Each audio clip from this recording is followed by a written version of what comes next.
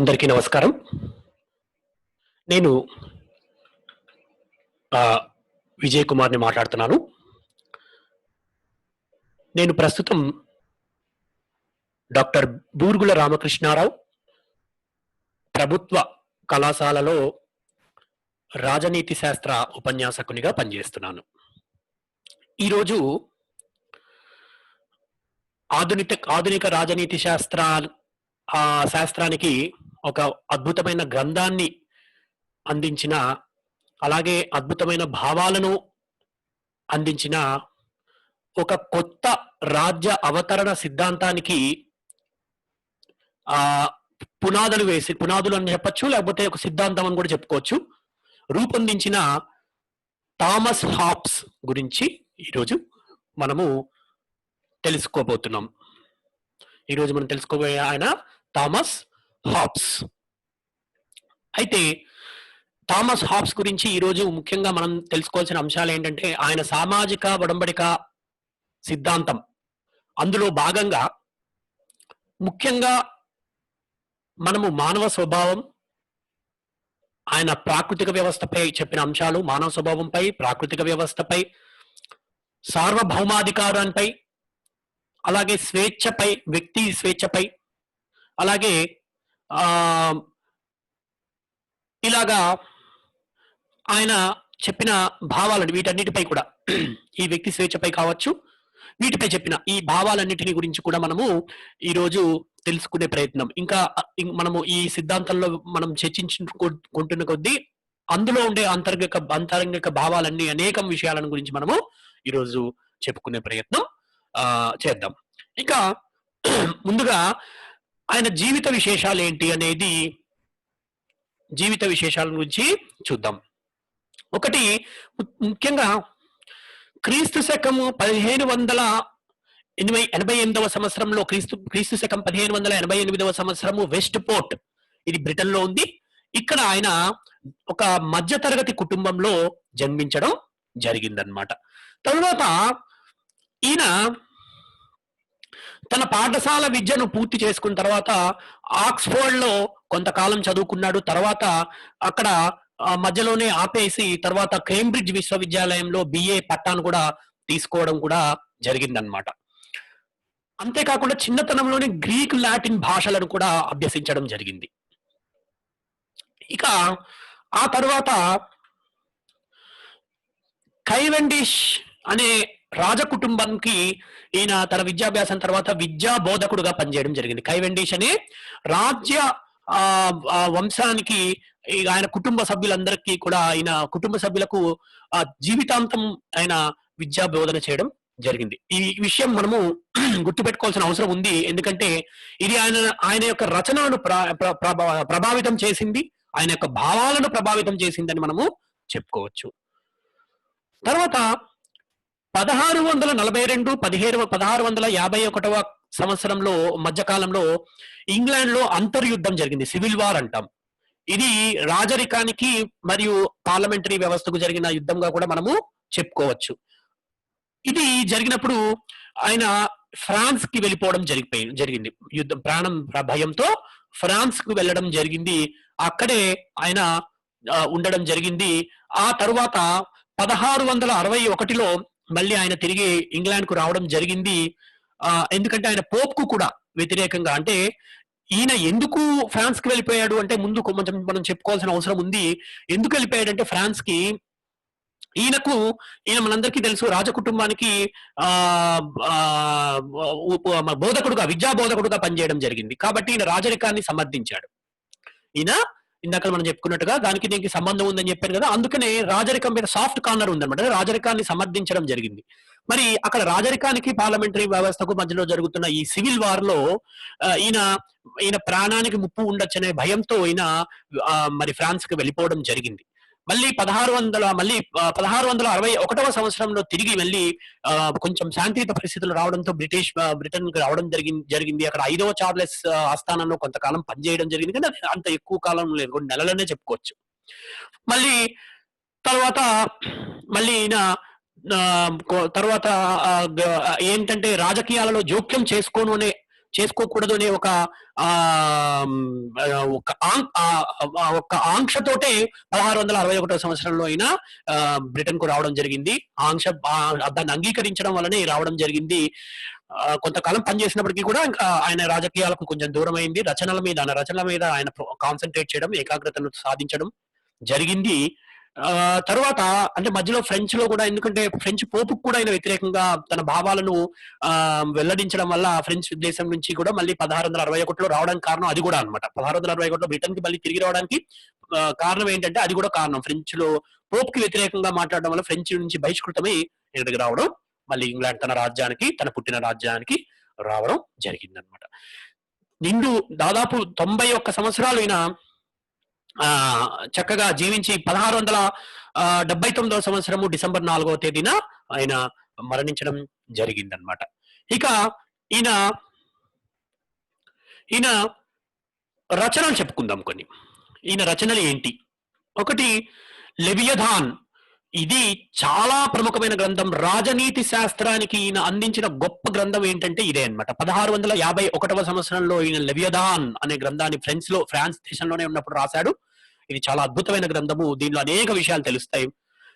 తర్వాత డికోపర్ అనే ఇంకొక గ్రంథం రాశాడు 1655వ సంవత్సరంలో. 1655లో డికాపర్ రాశాడు.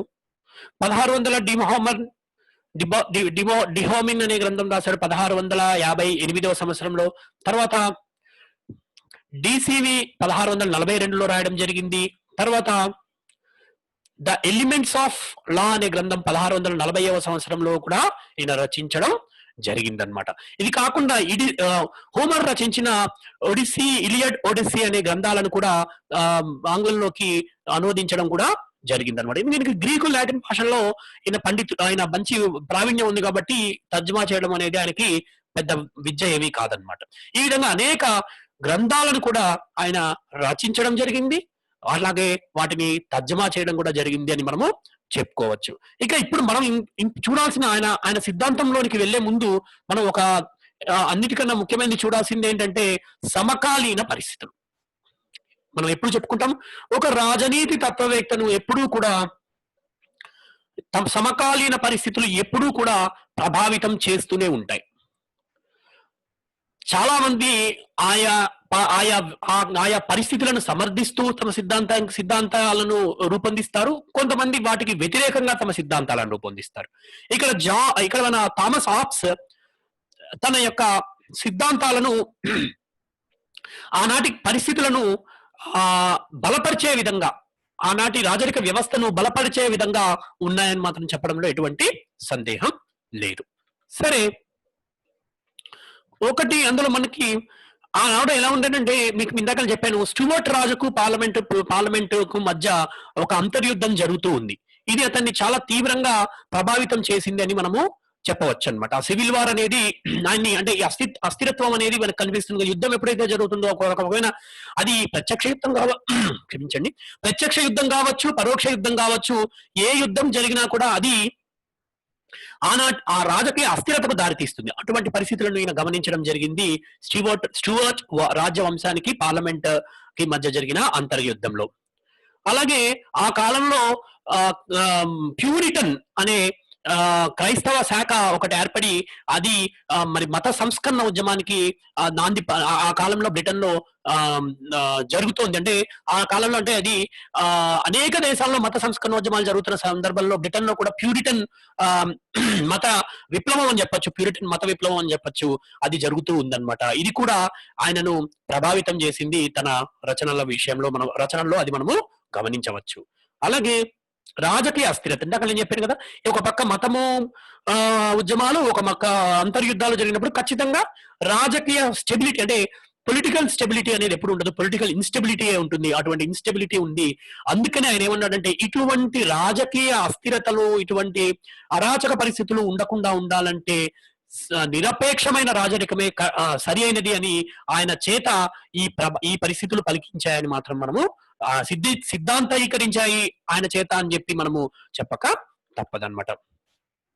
ఇక ఇప్పటి నుంచి మనము ఆయన సిద్ధాంతంలోకి వెళ్ళిపోదాం. ఆయన ఏం చెప్పాడో భావాలను మనము తెలుసుకునే ప్రయత్నం చేద్దాం. అయితే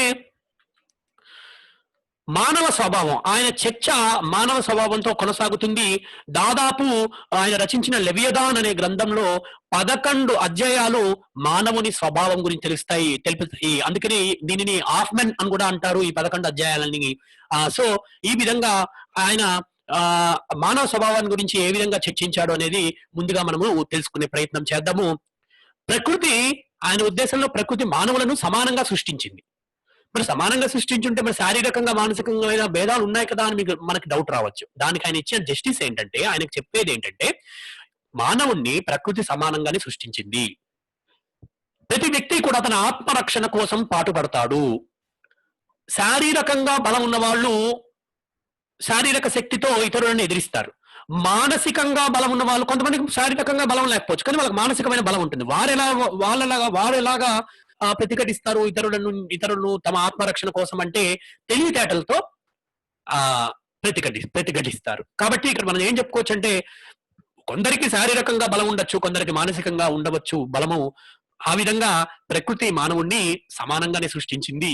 వారందరూ కూడా వారి ఆత్మరక్షణ కోసం వారికున్న మానసిక శారీరక శక్తి మేరకు వారి ఆత్మరక్షణ కోసం పాటుపడుతూ ఉంటారు. వారి ఆత్మరక్షణకి కృషి చేస్తూ ఉంటారు. అలాగే ఇక్కడ ఇంకొక ముఖ్యమైన విషయం మనము చెప్పుకోవాల్సిన విషయం ఉంది ఏంటంటే, ఆయన మధ్యలో భౌతిక శాస్త్రంపై కూడా చాలా శ్రద్ధ చూపాడు. అందుకనే ఇక్కడ మనకు ఒకటి చెప్తాడు. ఆయన భౌతిక శాస్త్రం మీద కూడా ఆయనకు కొంచెం ప్రవేశం ఉంది కాబట్టి దాని అంశాలను కూడా రాజనీతి శాస్త్రంలో ప్రవేశపెట్టడం కోసం ప్రయత్నం చేశాడు. ముఖ్యంగా న్యూటన్ ప్రభావం ఈయన మీద బాగా ఉంది. న్యూటన్ ఎలా అయితే ఖచ్చితమైన సిద్ధాంతాలను రూపొందించాడో, రాజనీతిలో కూడా అటువంటి సిద్ధాంతాలను రూపొందించాలని ఈయన కలలుగన్నాడు. అందుకని ఇక్కడ చూడండి, ఈ మానవుని స్వభావాన్ని వివరించే క్రమంలో మానవుని ఆలోచనలు చలన రూపంలో ఉంటాయి అన్నాడు. మానవ ప్రవర్తనను మానవ ఆలోచన చలనము ప్రభావితం చేస్తుంది అన్నాడు. ఆ ఆలోచన చలనల ప్రభావితంగా మానవుడికి సంతోషము, దుఃఖము, ఆపేక్ష, నిరపేక్ష, భయము, ధైర్యము, కోపము ఇలాంటివన్నీ కూడా మానవుడిలో ఏర్పడతాయి. దీనివల్ల మానవుని ఆలోచన చలనం వలన ఇవన్నీ కూడా పైన చెప్పిన అంశాలన్నీ కూడా ఏర్పడతాయని చెప్పి చెప్పడం జరిగింది థామస్ హాబ్స్. అలాగే తర్వాత అలాగే మానవుని సంఘర్షణలో 3 కారణాలు ఉంటాయి. మానవుడి మధ్య సంఘర్షణలు జరుగుతూ ఉంటాయి. వాటికి 3 కారణాలు చెప్పడం జరిగింది. అవి ఏంటంటే, ఒకటి వ్యక్తుల మధ్య పోటీ. వ్యక్తుల మధ్య పోటీ. రెండవది ఎదుటి వాళ్ళ మీద నమ్మకం లేకపోవడం. మూడోది కీర్తి కోసం పాకులాడడం. ఈ 3 మానవుని మధ్య సంఘర్షణలకు కారణమవుతాయి. మొదటిది ఏమవుతుందంటే స్వలాభాపేక్షకు కారణమవుతుంది. వ్యక్తుల మధ్య పోటీ ఎందుకుంటుంది? లాభాలు, నాకు లాభం కావాలి, నాకు కావాలి అనే దానివల్ల పోటీ ఏర్పడుతుంది. అంటే ఒక మానవుడు ఇతరులు అంటే ఒక వస్తువుని ఇద్దరు చూసినప్పుడు పోటీ ఏర్పడి నాకు కావాలి అనే ఒక ఆ స్వలాభాపేక్ష వల్ల ఇద్దరి మధ్య సంఘర్షణ జరుగుతుంది. అంటే స్వలాభాపేక్ష కోసం మొదటి దానివల్ల స్వలాభాపేక్ష జరుగుతుంది. రెండోది ఎదుటి వాని మీద నమ్మకం లేదు. ఇదేంటంటే దాన్ని రక్షించుకోవడం కోసం అన్నమాట. ఈ రెండో కారణం ఏంటంటే, ఆ స్వలాభాపేక్షను రక్షించుకోవడానికి ఈ రెండో దాన్ని మానవుడు ఉపయోగించుకుంటాడు. ఎదుటి వాళ్ళ మీద విశ్వాసం ఉండదు అతనికి. ఎందుకంటే తన లాభాపేక్షను తన స్వార్థాన్ని రక్షించుకోవడం కోసం ఎదుటి వాళ్ళని నమ్మడు అని చెప్పడం జరిగింది. మూడోది తను ఘనత సాధించాలి. మానవుడు తనకు తాను ఘనత సాధించాలి అంటే నాకే ఘనత దక్కాలి అని చెప్పి ఈ కీర్తిపై ఉండే ఆకాంక్ష ప్రభావితం చేస్తుంది. ఈ మూడో దాన్ని అంటే నాకే ఘనత దక్కాలి. మొదటేమో స్వలాభాపేక్షకు ఉపయోగపడుతుంది, రెండోది దాన్ని రక్షించుకోవడానికి ఉపయోగపడుతుంది, మూడోది కీర్తి అంటే ఘనత నాకే దక్కాలి అని చెప్పి అనే పాకులాడుతూ ఉంటాడు. కీర్తి కోసం పాకులాడడం అంటే తన ఆ ఘనత నాకే దక్కాలని చెప్పి అనుకుంటూ ఉంటాడు. ఈ విధంగా మానవుడు గురించి అలా చెప్పడం జరిగింది అన్నమాట. అలాగే మానవుడు స్వార్థపరుడు అని చెప్తాడు, అలాగే మానవుడు క్రూరుడు అని చెప్తాడు. ఈ విధంగా మానవుణ్ణి కొంతవరకు మాఖ్యవెల్లి చెప్పిన భావాలను ఈయన అంగీకరించడం జరిగింది. మానవుడి మీద చెప్పిన ఈ భావాలన్నిటినీ కూడా అంగీకరించడం జరిగింది. స్వార్థపరుడు, క్రూరుడు అని కూడా చెప్పడం జరుగుతోంది మానవుని గురించి చెప్పడం జరిగిందనమాట. ఈ విధంగా మానవ స్వభావాన్ని గురించి. ఇక తర్వాత ప్రాకృతిక వ్యవస్థ. నెక్స్ట్ సామాజిక ఒడంబడికలో భాగంగా ముందు మానవ స్వభావాన్ని గురించి విశ్లేషించిన థామస్ హాబ్స్ తర్వాత ఆయన దేని గురించి మాట్లాడతాడంటే ఈ ప్రాకృతిక వ్యవస్థ గురించి మాట్లాడడం జరిగిందనమాట. తర్వాత ఆయన ప్రాకృతిక వ్యవస్థ గురించి చెప్పడం జరిగింది. ఏం చెప్పాడు ప్రాకృతిక వ్యవస్థ గురించి అనేది మనం ఇప్పుడు చూద్దాం. అందులో ఈ ప్రాకృతిక వ్యవస్థ అంటే ఏంటో ముందు చెప్పుకోవాలి. అసలు కొంచెం సామాజిక ఒడంబడికవాదంలో ప్రాకృతిక వ్యవస్థ అంటే రాజ్య వ్యవస్థ లేని పూర్వస్థితి. అంటే అప్పటికి ఇంకా రాజ్యం ఏర్పడలేదు, చట్టాలు లేవు, రాజకీయ హక్కులు లేవు, రాజకీయ పరిస్థితులు లేవు, రాజకీయ వ్యవస్థ లేదు. ఒక మాటలో చెప్పాలంటే ఈ వ్యవస్థ ఇటువంటి లేని ఈ పూర్వ వ్యవస్థను, రాజకీయ వ్యవస్థ లేని పూర్వ వ్యవస్థని ఆయన ఈ సామాజిక ఒడంబడికవాదులు ఏమంటారంటే ప్రాకృతిక వ్యవస్థ, స్టేట్ ఆఫ్ నేచర్ అని కూడా చెప్పడం జరుగుతుంది. ఈ ప్రాకృతిక వ్యవస్థలో ఈ మానవ స్వభావాన్ని ఆధారంగా ఆనాడు ఆ కాలంలో ప్రాకృతిక వ్యవస్థలో మానవులు ఎలా నివసించేవారు అంటే ఈ పైన స్వభావాన్ని బట్టి చెప్పడం జరిగింది అనమాట. పైన స్వభావంలో ఏం చెప్పాడో మీరు గమనించారు కదా, మానవుడి స్వభావాన్ని గురించి నెగిటివ్ షేడ్స్ ఇవ్వడం జరిగింది. దాని ఆధారంగా ఏం చెప్తున్నాడంటే ప్రాకృతిక వ్యవస్థలో మానవుడు అంతా కూడా అంధకారంగా ఉంటుంది, అజ్ఞానంతో నిండి ఉంటుంది, చాలా అంధకారంగా ఉంటుంది, అలాగే అంధకారమయంగా ఉంటుంది, అజ్ఞానజనిత అంధకారమయంగా ఉంది అని చెప్పాడు. అక్కడ అసలు సాంఘిక జీవనమే లేదు. అంటే ప్రాకృతిక వ్యవస్థలో మానవుడు స్వార్థపరుడు, మానవుడు క్రూరుడు అని చెప్పుకున్నాం. అంటే మానవుడికి ఇతరుల మీద నమ్మకం లేదని చెప్పుకున్నాం, పోటీ పడతాడని చెప్పాం. కాబట్టి మానవుడికి సంఘ జీవనం అనేది తెలియదు, మానవుడికి సంఘ జీవనం తెలియదు అని చెప్పాను కదా ఇందాక మానవుడి స్వభావం మీద. అందుకని దాన్ని ఆధారంగా మానవుడి స్వభావాన్ని ఆధారంగా చేసుకుని ఇక్కడ ఏం చెప్తున్నాడంటే అసలు ప్రాకృతిక వ్యవస్థలో సంఘ జీవనం లేదు, సహకారం లేదు, సంఘ జీవనం లేదు. దీనికి విరుద్ధంగా చెప్తాడు లాక్, సంఘ జీవనం ఉందంటాడు. కానీ ఈయన లేడు. అసలు అంతకన్నా ముందు సరే లాక్ అనే ఆయన తర్వాత హాబ్స్ తర్వాత తన రచన చేశారు. కానీ అరిస్టాటిల్ ఎప్పుడో క్రీస్తు పూర్వం 3వ శతాబ్దానికి చెందిన అరిస్టాటిల్ ఆయన మాత్రం ఏం చెప్తాడు, మానవుడు సంఘజీవి అంటాడు. కానీ దాన్ని కూడా ఈయన అంగీకరించట్లేదు. సంఘ జీవనం తెలియదు అని చెప్పడం జరిగింది హాబ్స్. అలాగే ఇందాక నేను చెప్పినట్టు మానవుడు స్వార్థపరుడు, క్రూరుడు ఇందాక స్వభావంలో చెప్పాను కదా, అదే దాని వల్లనే మానవుడు ఇక్కడ ఈ సంఘర్షణలకు గురి అవుతుంది. ఒక మానవుడికి ఇంకొక ఇద్దరు వ్యక్తుల మధ్య లేకపోతే వ్యక్తుల సమూహాల మధ్య కూడా సంఘర్షణ ఏర్పడే ప్రమాదం ఉంటుంది. ఇది వ్యక్తుల మధ్య పోటీ కావచ్చు, భద్రతా రాహిత్యం కావచ్చు, తర్వాత దురహంకారం కావచ్చు, ఇవన్నీ కూడా దేనికి దారితీస్తుంది, పోటీ, ఇవన్నీ కూడా సంఘర్షణకు రాను దారితీస్తుంది అన్నమాట. ఈ ప్రాకృతిక వ్యవస్థలో సంఘర్షణలకు ఒకరినొకరు కొట్టుకోవడం కావచ్చు, ఒకరినొకరితో వివాదాలతో నిండిపోయి ఒకరినొకరితో సంఘర్షణలు పడడానికి ఇవన్నీ కూడా ఈ 3 కూడా కారణం అవుతుందన్నమాట. ఇక తర్వాత నిరంతరము యుద్ధ స్థితే ఉంటుంది. ఇప్పుడు ఎప్పుడైతే ఒక మానవుడు ఇంకొక మానవుడి మీద విశ్వాసం ఉండదో అప్పుడు ప్రాకృతిక వ్యవస్థలో ఏమవుతుంది, ఖచ్చితంగా యుద్ధ పరిస్థితే ఏర్పడుతుంది.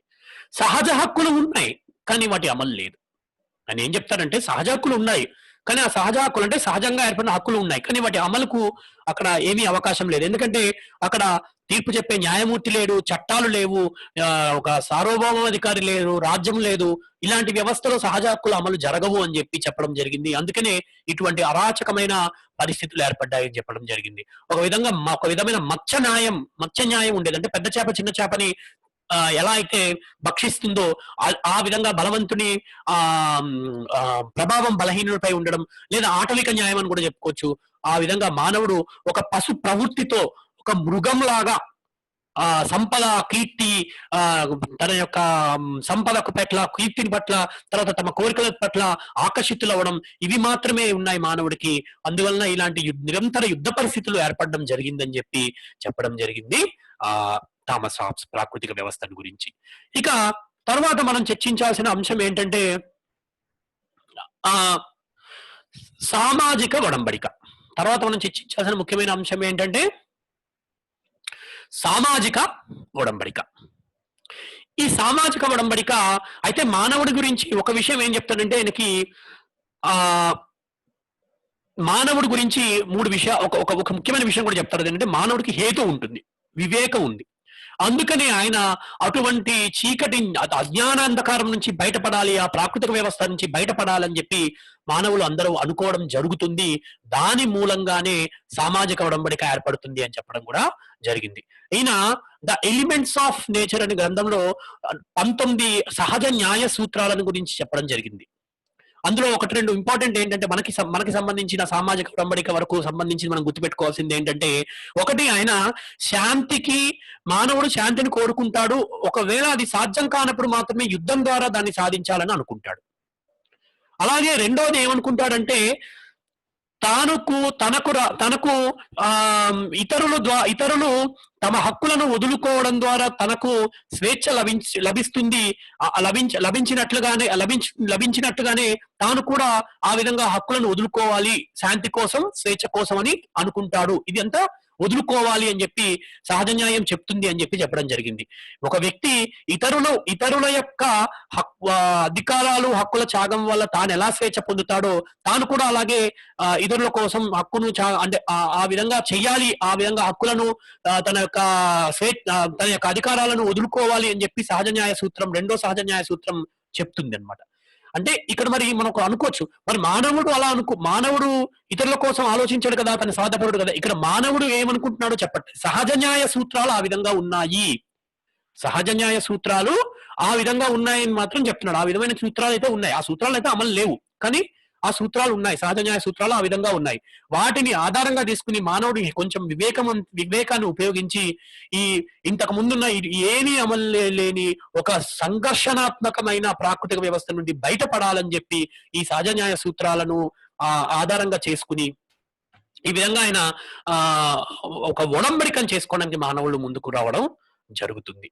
ఇది ఈ సహజ న్యాయ సూత్రాలు మూలం అని మనం చెప్పొచ్చు సామాజిక ఒడంబడికకు ఒక విధంగా. అండ్ ముఖ్యంగా మానవుని హేతువు సామాజిక ఒడంబడికకు మూలమని మనము చెప్పుకోవచ్చు. ఈ విధంగా మానవుడు హేతువు సామాజిక ఒడంబడికకు కారణం అవుతుంది అని చెప్పడం జరుగుతుంది. అయితే దీంట్లో ఇక్కడ ఒక నియమాన్ని, ఆ సామాజిక ఒడంబడిక అంటే ఏంటి, వ్యక్తులందరూ కలిసి ఒక ఒప్పందం చేసుకోవడం. ఎలా ఈ కింది విధంగా వాళ్ళు ఒప్పందం చేసుకోవచ్చు. ఎలా చేసుకుంటారంటే, నన్ను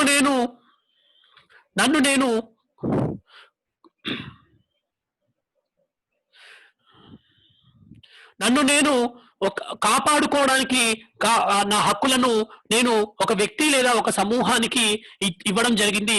అదే విధంగా నీవు కూడా నీ హక్కును ఆ వ్యక్తికి ఇచ్చి అతని ఆధీనంలో ఉండడానికి సమ్మతించాలి అని చెప్పి ఒకరితో ఒకళ్ళు ఒప్పందం చేసుకుంటారు. నన్ను నేను కాపాడుకునే హక్కును ఒక వ్యక్తికి లేదా సమూహానికి ఇచ్చినట్లుగా నువ్వు కూడా నీ యొక్క ఆ హక్కును ఆ వ్యక్తికి లేదా ఆ సమూహానికి ఇవ్వడానికి సమ్మతి చూపాలి అని చెప్పి, ఒక అంగీకారించాలి అని చెప్పి వారు ఒక ఒడంబడికను చేసుకోవడం జరుగుతుందన్నమాట. ఈ విధమైన ఒడంబడిక అనేది చేసుకోవడం జరుగుతుంది ప్రజలందరూ. ఈ విధంగా ప్రజలందరూ కలిసి ఒక ఒడంబడికను చేసుకుని ఆ ఒడంబడిక ద్వారా ఒక సార్వభౌమాధికారి, ఆ సార్వభౌమాధికారి ఒక్కడు కావచ్చు లేదా సమూహం కావచ్చు, ఒక సార్వభౌమాధికారిని సృష్టించుకోవడం జరుగుతుంది. ఆ సార్వభౌమాధికారికి తమ ప్రాణ రక్షణ హక్కు తప్ప మిగిలిన హక్కులన్నీ ఆయనకి ఇవ్వడం జరుగుతుందన్నమాట. ఈ విధంగా రాజ్యం అనేది ఏ విధంగా అవతరించింది అని చెప్పే క్రమంలో ఈ సిద్ధాంతాన్ని రూపొందించాడు థామస్ హాబ్స్. ఈ విధంగా సామాజిక ఒడంబడికను చెప్పడం జరిగిందనమాట. అయితే ఇక తర్వాత మనం చూడాల్సింది నెక్స్ట్ ఐటమ్ ఇంపార్టెంట్ ఏంటంటే సార్వభౌమాధికారం. మీకు అందరికీ తెలుసు సామాజిక ఒడంబడిక ఎందుకు వచ్చింది. ప్రాకృతిక వ్యవస్థలో దుర్భరమైన పరిస్థితుల్ని ప్రజలు ఎదుర్కోవడం వల్ల వాటి నుండి బయటపడేందుకు ప్రజలు ఒకరితో ఒకరు అందరూ కలిసి సామాజిక ఒడంబడికను చేసుకోవడం జరిగింది.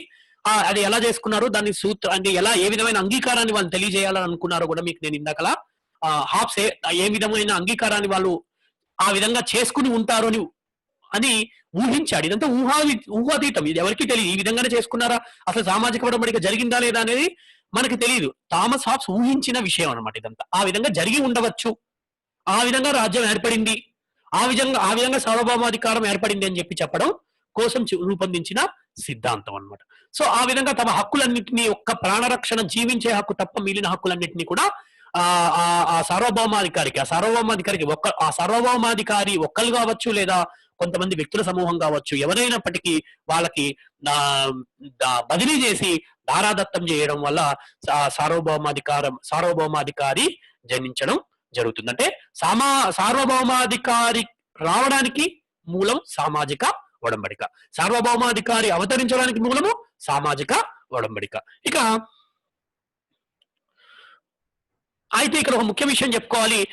నేను ఇందాకలే చెప్పాను, తన ప్రాణరక్షణ హక్కు తప్ప అన్ని హక్కులను సార్వభౌమాధికారికి ఇవ్వడం జరుగుతుంది. సార్వభౌమాధికారి ఒప్పందంలో భాగం కాడు, అతను ఒప్పందానికి అతీతుడు.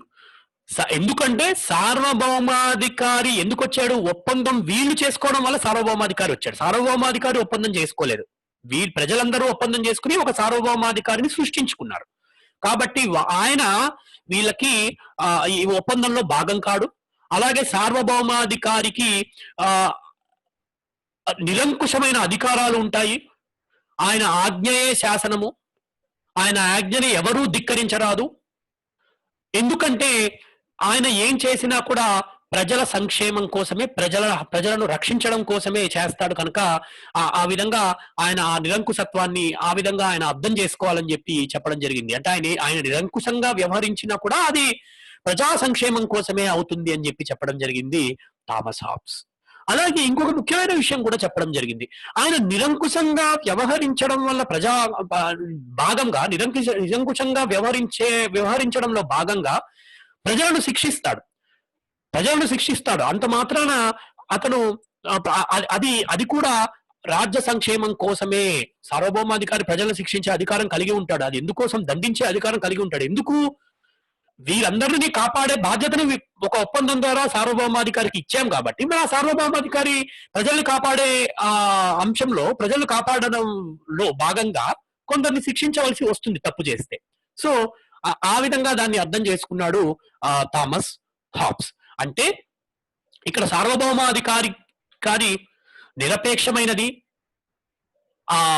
అవిభాజ్యమైనది, అనన్య సంక్రమమైనది. అంటే ఆయనకి హద్దులు లేని అధికారాలు ఉంటాయి, ఆయన అధికారాలు ఇంకొకరికి బదిలీ చేయలేనివి, అలాగే అవి విభజించలేము. ఆ అధికారాలను, ఆయనకు అన్ని సర్వాధికారాలు ఉంటాయి, వాటిని విభజించలేము అని చెప్పి ఈయన చట్టబద్ధమైన సార్వభౌమాధికారాన్ని రూపొందించడం జరిగింది. అంటే కొన్ని చట్టాలను కూడా తయారు చేస్తాడు ఆయన. ఆయన కొన్ని చట్టాలను కూడా తయారు చేయడం జరుగుతుంది ఈ సార్వభౌమాధికారి.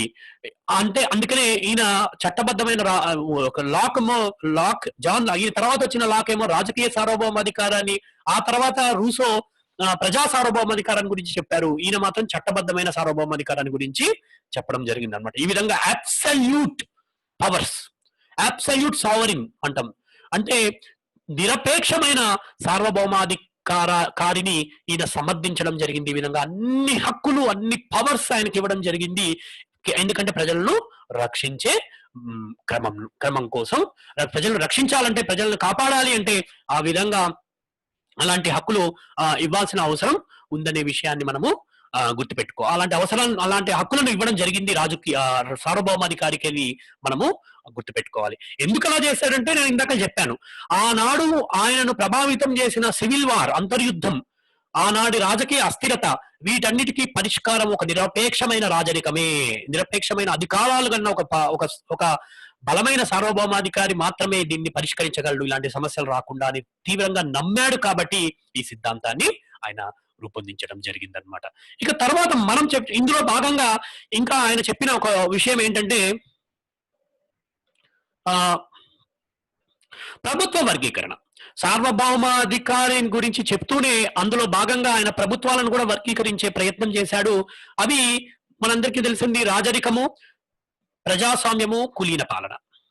అయితే రాజరికం, ఇందులో అన్నింటిలో కూడా ఆయన అంటే సార్వభౌమాధికారం ఒకరి చేతిలో ఉంటే రాజరికం, కొందరి చేతిలో ఉంటే కులీన పాలన, అందరి చేతిలో ఉంటే ప్రజాస్వామ్యం.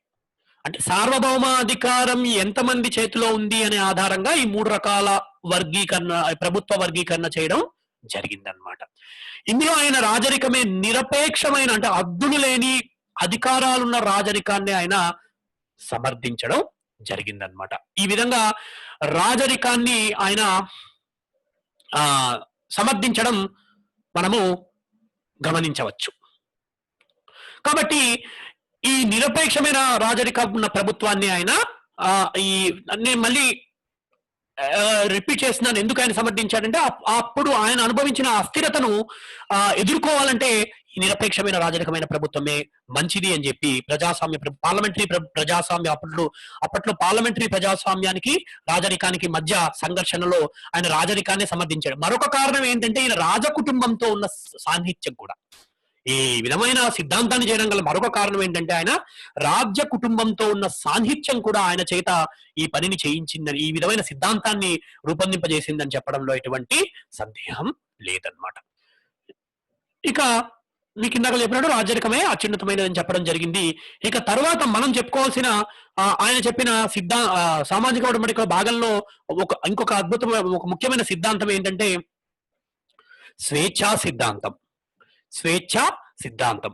అయితే మరి ఈ స్వేచ్ఛా సిద్ధాంతం గురించి మనం మాట్లాడుకునే ముందు మనకు ఒక డౌట్ రావాలి.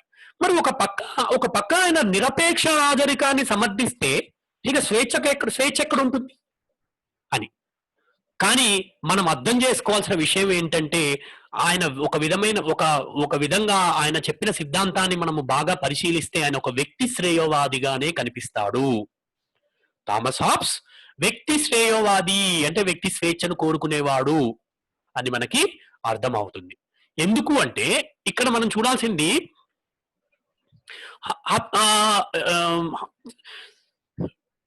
అతను ప్రజలకు రాజ్యం యొక్క లక్ష్యం, రాజ్యం ఎందుకు ఏర్పరచుకున్నారంటే ప్రజల స్వేచ్ఛను కాపాడటం కోసమే. రాజ్యాన్ని ఎందుకు ఏర్పరచుకున్నారు అంటే ప్రజల స్వేచ్ఛే రాజ్యం యొక్క లక్ష్యం. కానీ ఆ స్వేచ్ఛ రాజ్యానికి వ్యతిరేకంగా ఉండకూడదు అంటున్నాడు. ఆ స్వేచ్ఛ రాజ్యానికి వ్యతిరేకంగా ఉండకూడదు. ఖచ్చితంగా రాజ్యానికి వ్యతిరేకంగా అటువంటి స్వేచ్ఛ ఉండకూడదు. అది ఎందుకంటే ఎప్పుడైతే రాజ్యానికి వ్యతిరేకమైన స్వేచ్ఛ వస్తే అరాచకం వచ్చే ప్రమాదం ఉంది. కాబట్టి ఆ రాజ్యానికి వ్యతిరేకంగా ఉండకూడదు. కానీ రాజ్య లక్ష్యం ఏంటి? ప్రజల స్వేచ్ఛను ఇవ్వడమే రాజ్యం యొక్క లక్ష్యంగా చెప్పడం జరిగిందనమాట. తర్వాత పౌర స్వేచ్ఛ కేవలం రాజ్యం వల్లే లభిస్తుంది.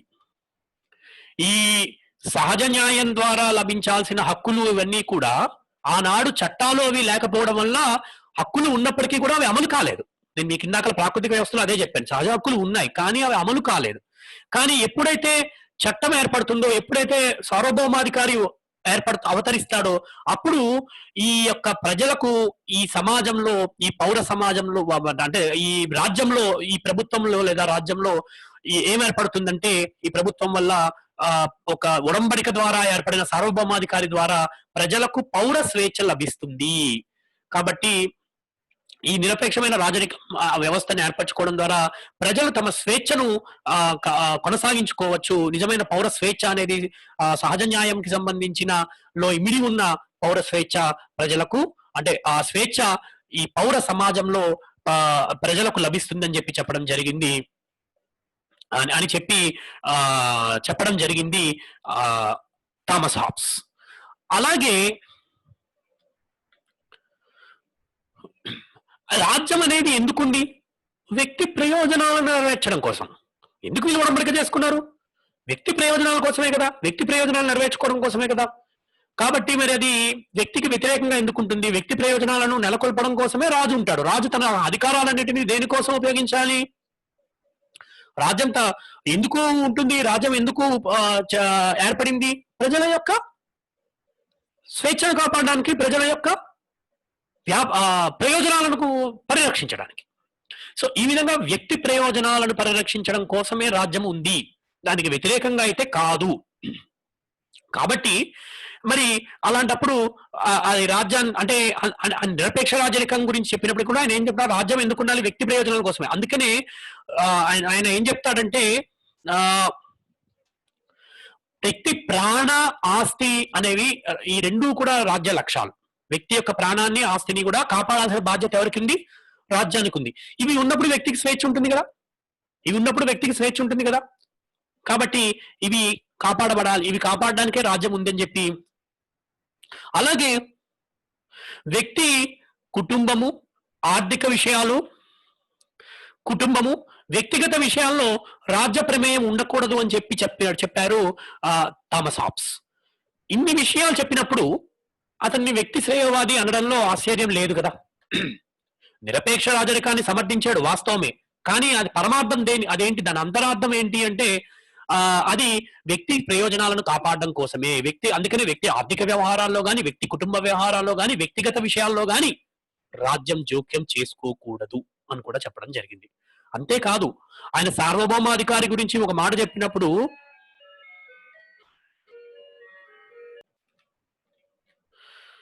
తన ప్రజల యొక్క ఈ ప్రాణరక్షణ కానీ, లేకపోతే ప్రజల రాజ్యంలో అరాచక పరిస్థితులు ఏర్పడినప్పుడు కానీ ఆ ఒడంబడికను రద్దు చేసుకుని మరొక ఒడంబడిక చేసుకుని మరొక సార్వభౌమాధికారాన్ని నియమించుకోవచ్చు అని చెప్పడం కూడా జరిగింది. ఇది ఒక ముఖ్యమైన విషయం మనం గుర్తుపెట్టుకోవాలి. ఒకసారి సార్వభౌమాధికారి రూపొందించిన తర్వాత ఇంకా నా ఇష్ట ప్రకారమే పరిపాలిస్తాను అంటే కుదరదు. ఆ సార్వభౌమాధికారి వల్ల అరాచక పరిస్థితులు కానీ, లేకపోతే ప్రజల ఏర్పడినప్పుడు కానీ, అరాచక పరిస్థితులు ఏర్పడినప్పుడు కానీ, ప్రజల రక్షణకు ఆటంకం ఏర్పడినప్పుడు కానీ, వారి జీవితాల రక్షణ లేకపోయినప్పుడు కానీ ఆ సార్వభౌమాధికారాన్ని తొలగించి మరొక సార్వభౌమాధికారాన్ని ఏర్పాటు చేసుకునే హక్కు ప్రజలకు ఉంది.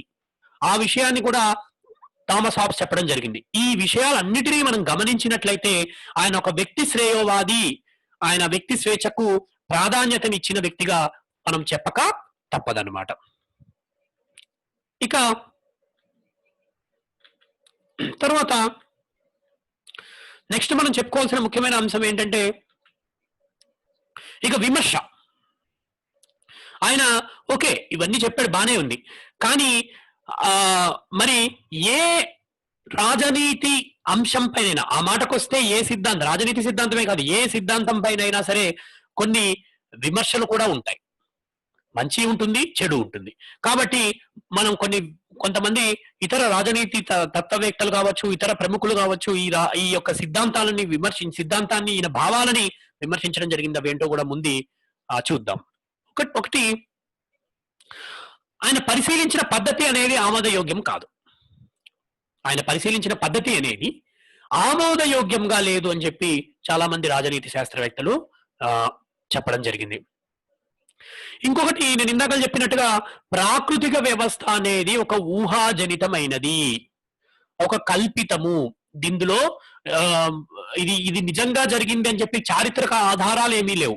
ఇది ఒక ఊహాజనితమైనది అని చెప్పి కొందరు దీన్ని విమర్శించడం జరిగింది. తర్వాత ప్రజలలో ఒకేసారి, సరే ప్రజల్లో హేతు ఉంది, బానే ఉంది, కానీ ప్రజలందరూ ఒకేసారి అందరికీ ఒకే అభిప్రాయం వచ్చి ప్రాకృతిక వ్యవస్థ నుండి బయటపడాలని చెప్పి అందరు కలిసి ఒకేసారి నిర్ణయం తీసుకుని సామాజిక ఒడంబడిక చేసుకుంటారు అని అనడంలో అది ఎంతవరకు సాధ్యమవుతుంది?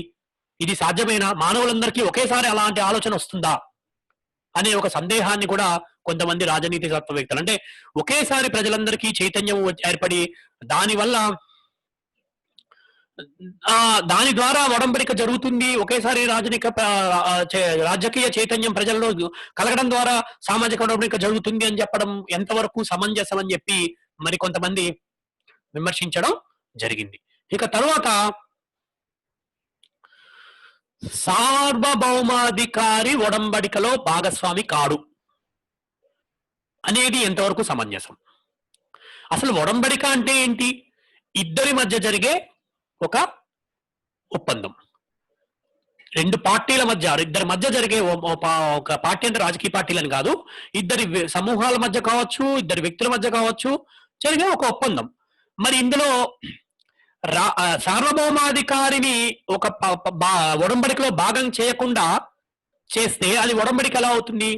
అతను ఒడంబడికకు అతీతంగా ఉండడం అనేది ఎంతవరకు సమంజసము అని చెప్పి మరి కొంతమంది విమర్శించడం కూడా జరిగింది.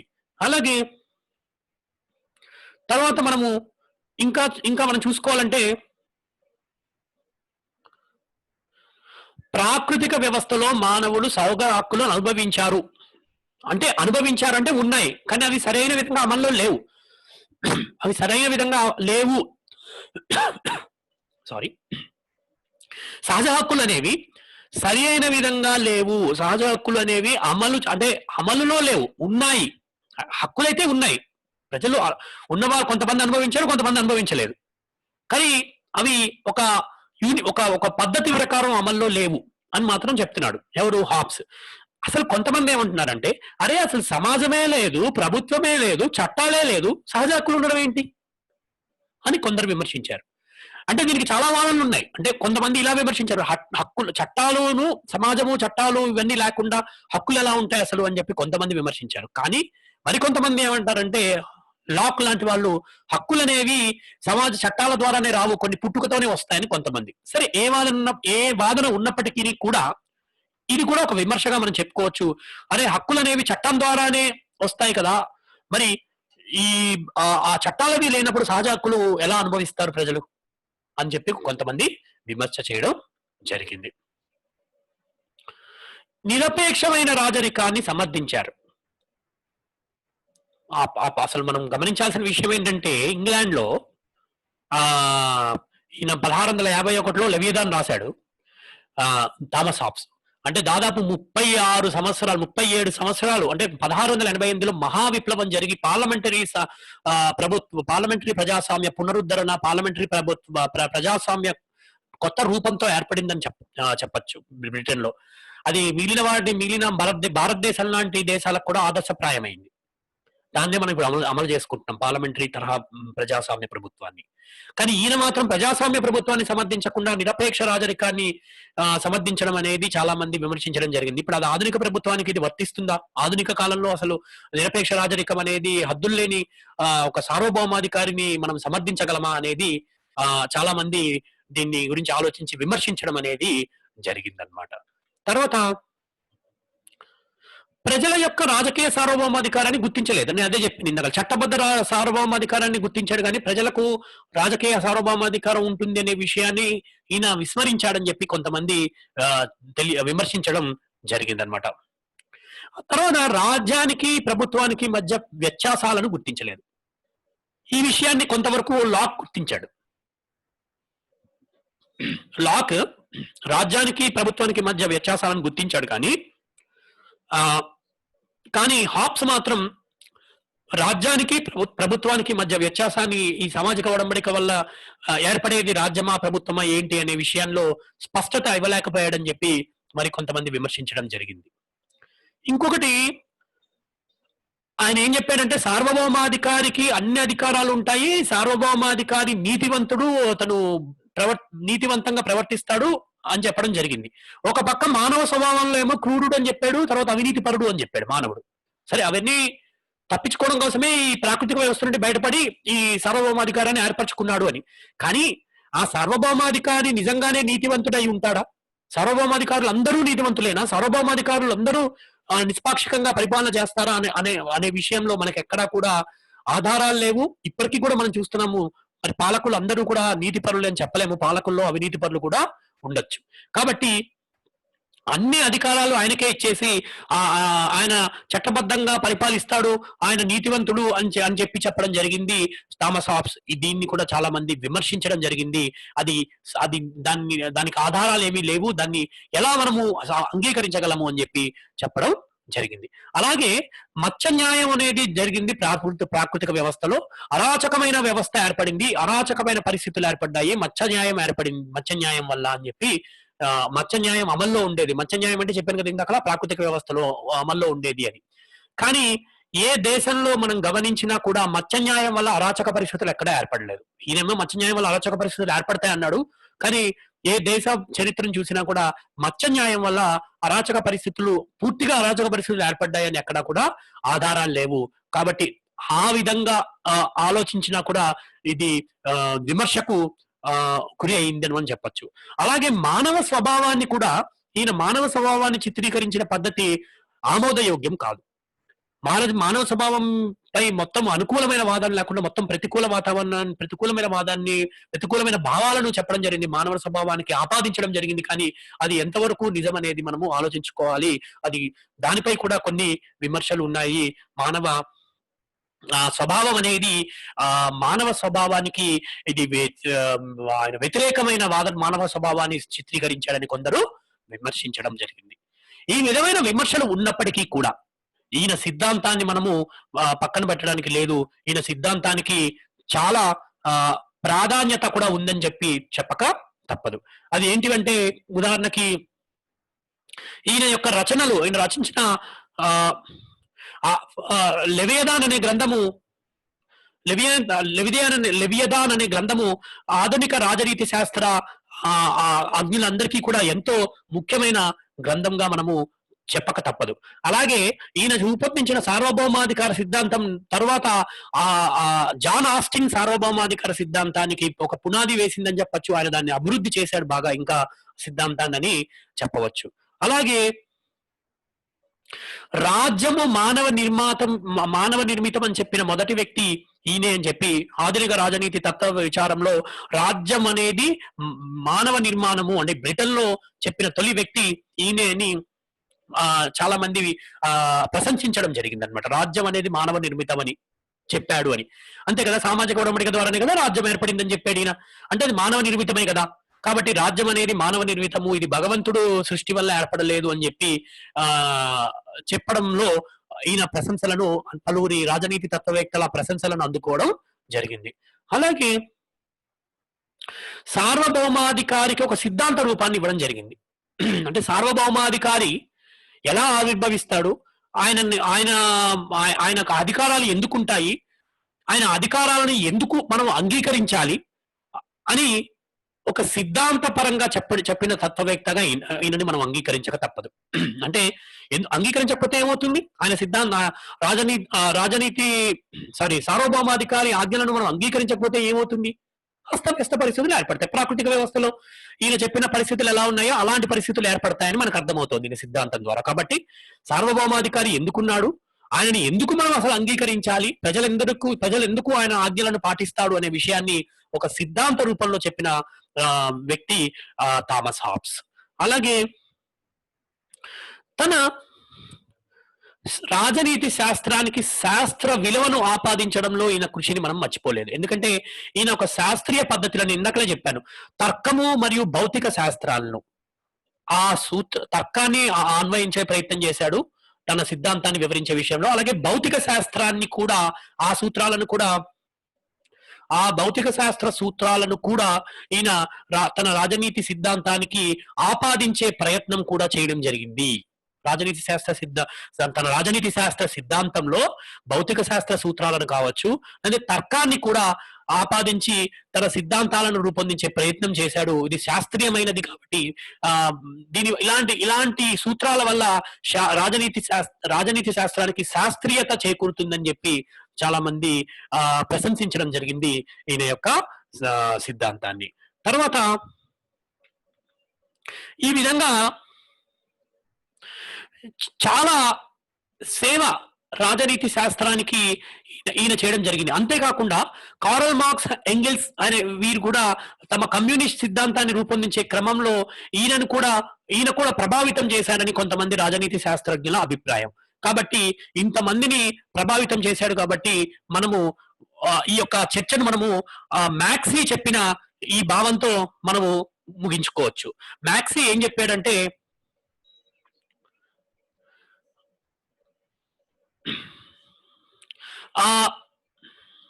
ప్రజలు రాజకీయ విషయాలపై ఆసక్తి చూపించినంత కాలం హాబ్స్ను గొప్ప రాజనీతి తత్వవేత్తగా ఒకటిగా పరిగణిస్తారు. అలాగే ఆయన పేరు రాజనీతి శాస్త్రంలో చిరస్థాయిగా ఉంటుంది అని చెప్పి మ్యాక్సీ చెప్పడం జరిగింది.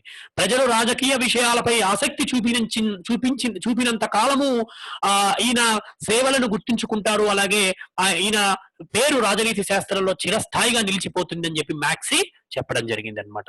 సో ఈ విధంగా మనము హాబ్స్ గురించిన భావాలను, సిద్ధాంతాలను చర్చించుకోవడం జరిగిందనమాట. Thank you.